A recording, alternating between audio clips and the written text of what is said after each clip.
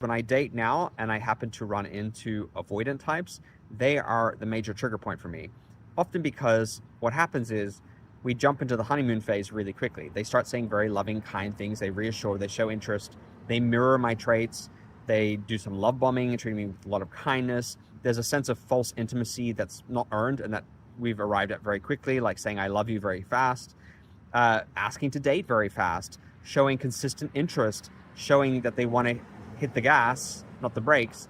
And for somebody who has an anxious attachment history and has had a history of people misattuning to my needs and of rejection and betrayal and abandonment, as many of us do, many of us neurodivergents, by neurotypicals living in neurotypical ableist society, we've cultivated a long history of this.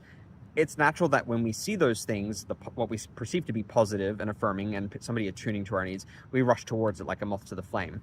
We see, oh, this finally is happening. Things are falling into place. This person actually wants to build a committed relationship, or they're really interested in me for who I am.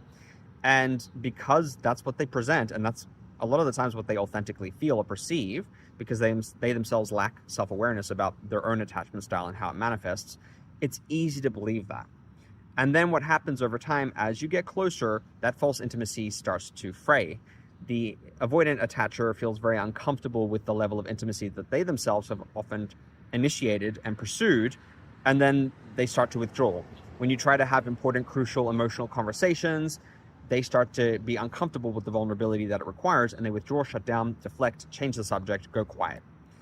And your attempts to solicit feedback on what you've said and get them to engage is met again and again with this form of stonewalling. And it's very perplexing. Many of us want to give people the benefit of the doubt, so we just kind of ignore it, we move on, we aid and abet in changing the subject, letting them dismiss it or minimize the topic, taking whatever pat phrase they offer us in terms of like brushing it off, and just going, okay, I guess I shouldn't pursue this.